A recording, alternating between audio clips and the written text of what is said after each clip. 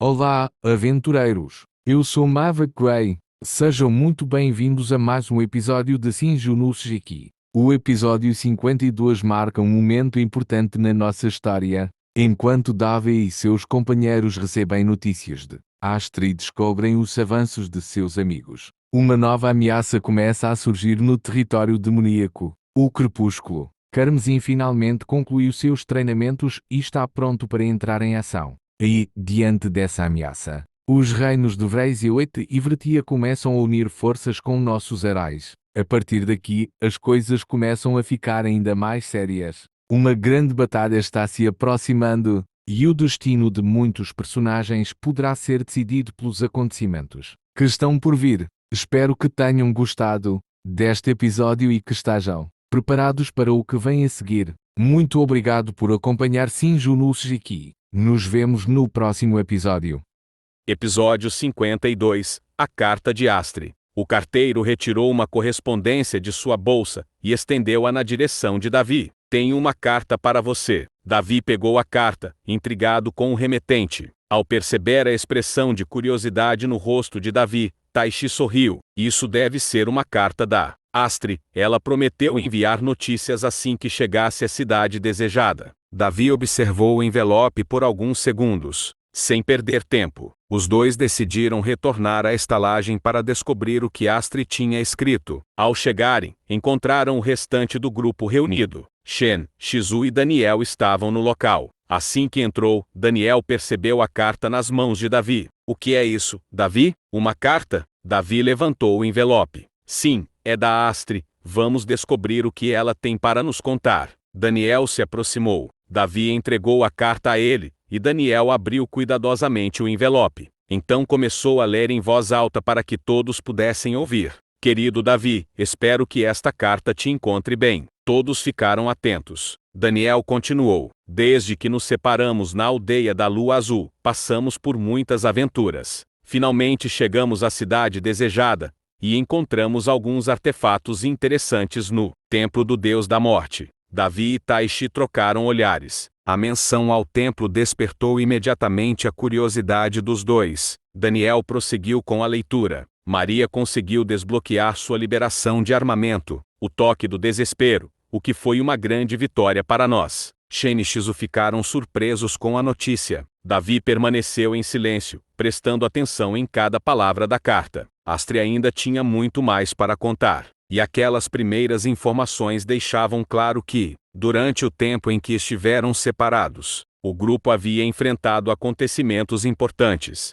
Daniel continuou a leitura da carta. Enquanto todos permaneciam atentos às palavras de Astrid, o pergaminho que encontramos foi essencial para isso, e estamos ansiosos para descobrir mais sobre os antigos veneradores do Deus da Morte. Astrid também contou sobre as pesquisas que estavam realizando. O sábio e eu passamos horas lendo os livros que trouxemos do templo, tentando desvendar seus segredos. Em seguida, ela falou sobre Kazumi e Maria. Kazumi e Maria continuam seus treinos intensos. Maria está cada vez mais forte, e Kazumi está se tornando um mestre em sua habilidade com a espada, apesar de preferir o arco. Davi sorriu ao ouvir aquilo. Daniel continuou. Ele usa sua coruja, Shirou, para enxergar, e tem sido incrível vê-lo em ação. Por fim, Astrid tranquilizou o grupo. Estamos todos bem, e esperamos que vocês também estejam. Mal posso esperar para ouvir notícias suas. Com carinho, Astrid. Daniel abaixou lentamente a carta. Davi abriu um enorme sorriso. Saber que seus companheiros estavam seguros e progredindo trouxe uma sensação de alívio. Fico muito feliz em saber que todos estão bem e progredindo.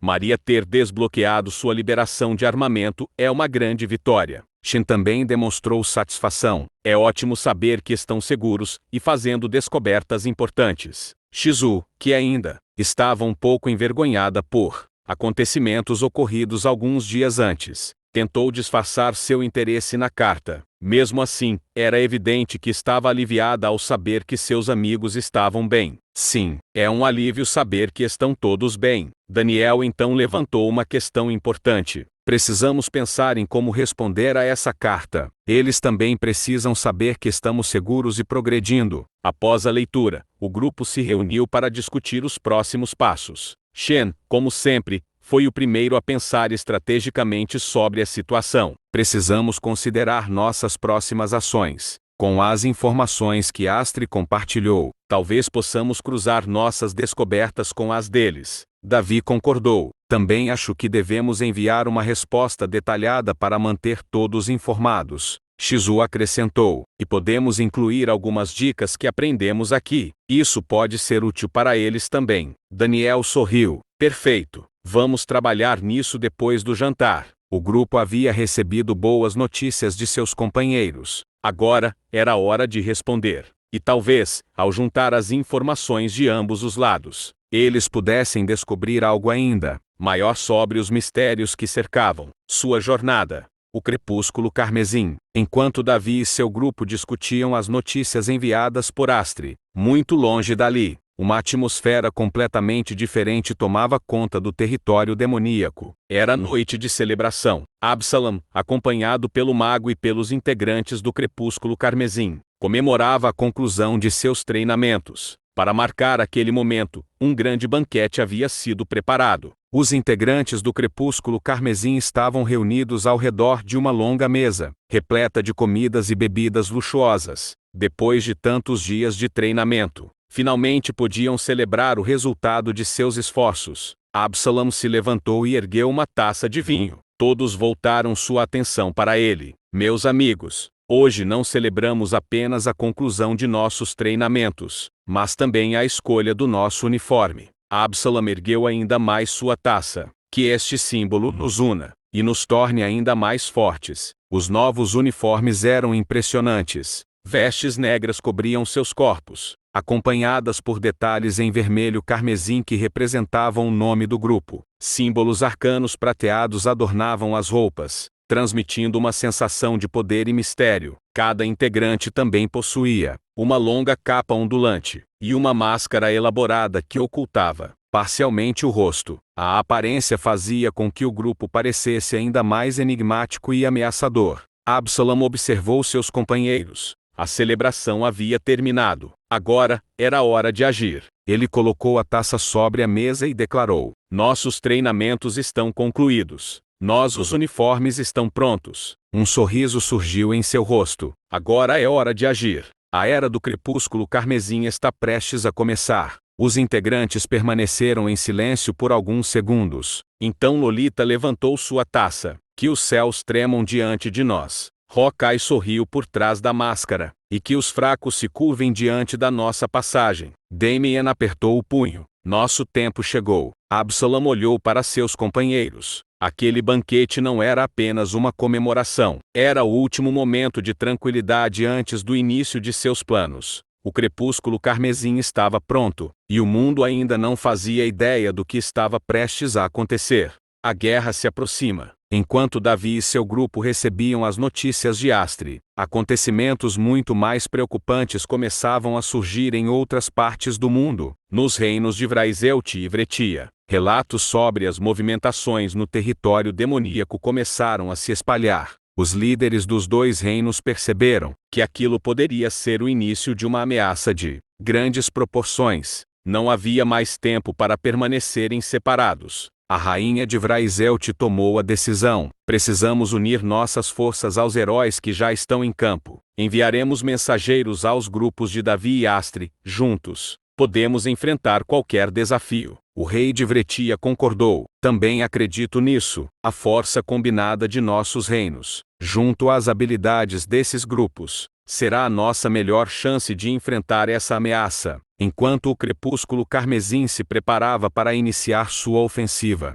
mensagens urgentes chegaram até Davi e Astri. Os dois grupos agora sabiam que os reinos estavam se preparando para uma possível guerra. Davi olhou para seus companheiros. Temos que nos unir agora mais do que nunca. Daniel e Taishi, estou contando com vocês. Daniel respondeu imediatamente. Estaremos prontos. Juntos, somos invencíveis. Taishi também demonstrou confiança. Vamos mostrar a esses demônios o verdadeiro significado da coragem. Enquanto isso, na estalagem, o grupo de Astri estava reunido ao redor de uma pequena mesa. Mapas estavam espalhados sobre a madeira. Enquanto cada integrante analisava possíveis estratégias, a luz da lua cheia atravessava as janelas, deixando o ambiente com uma atmosfera solene. Kazumi observou os mapas. Temos força e determinação. Vamos usar as duas. Astria sentiu. E agora que adquirimos novas habilidades, estaremos preparados para enfrentar qualquer coisa. Do outro lado do mundo, Absalom e seus seguidores também estavam preparados. Os integrantes do Crepúsculo Carmesim vestiam seus novos uniformes,